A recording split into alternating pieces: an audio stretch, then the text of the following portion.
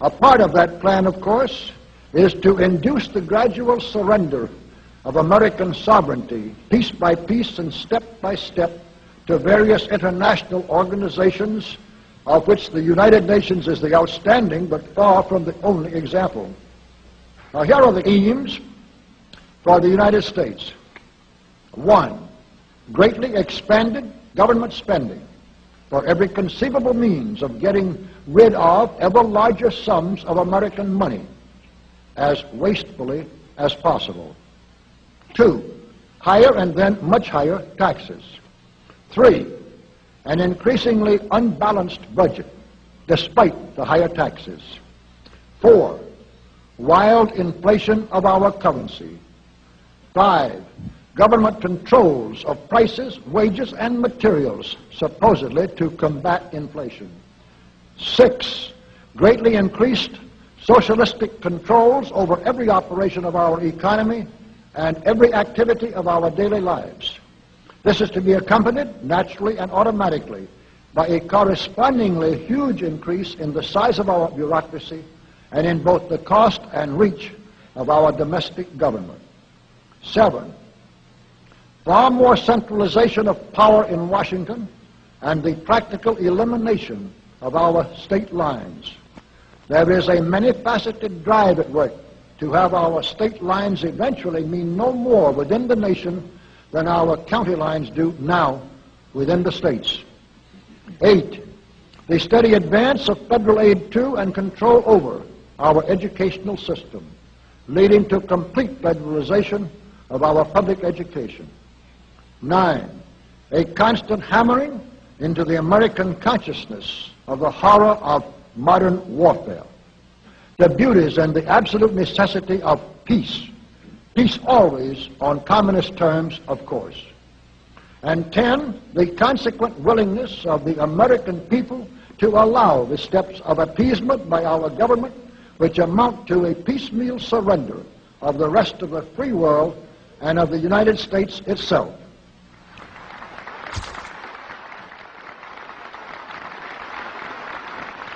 So brush the insider's dust out of your eyes, my friends, and the communist soap suds out of your brain, and ask yourselves in all honesty, what on earth is wrong with the United States simply minding its own business?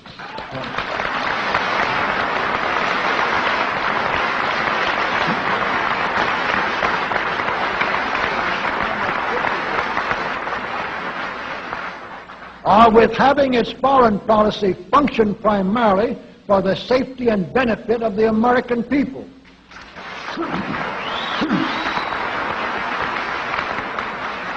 Which is exactly what we had done for the first 140 years of our existence as a nation, to the incredible advantage of ourselves and everybody else. Everybody, that is, except a numerically small clique of power-lusting conspirators who had somehow inflicted themselves on a gullible world. While we turn to a very brief summarization of what we hope the John Birch Society will help and even sometimes lead the American people to accomplish during the next 15 years. 1, our first and most important specific undertaking should be to restore the complete independence of the United States.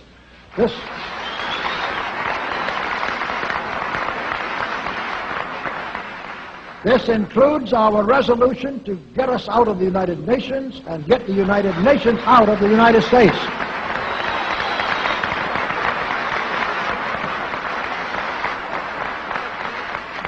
2, we must once again make our money freely redeemable in gold at some realistic price.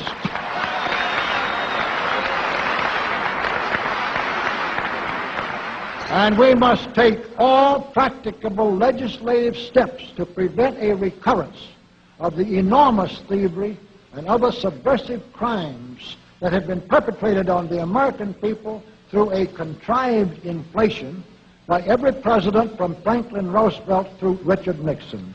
3, we should reduce the number of government bureaus, of government civilian employees, and the whole quantity of government by at least 50%.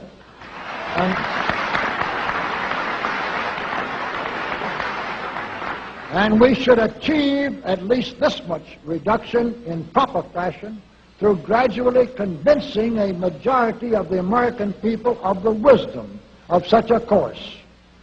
4, we should withdraw all American troops from every spot on earth that is not American soil, except when and where such troops may be required as decided by Congress to protect American lives and property from criminal vandalism.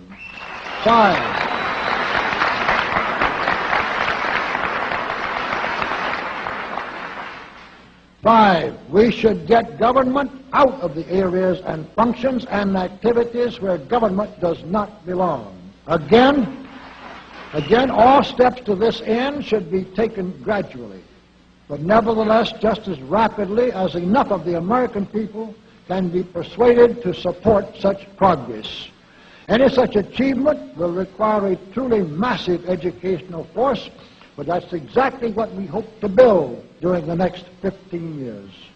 We could go ahead for at least 100 numbered items, but the John Birch Society will undoubtedly be working on more than that many specific projects, which will be laid out in its bulletins before another 180 months will have rolled around. And all of these projects will fit into the general pattern indicated by the 5 major objectives listed above.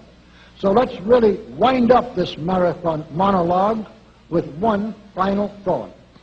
None of us can guarantee anything about what the future will bring. Your speaker knows what a job we have before us to rid our country of the scourge of communism within the next few years, and then to go ahead on our constructive program so well that 15 years from now we shall already be entering an era of far less government, of a much sounder sense of responsibility, and, with God's help, of a better world.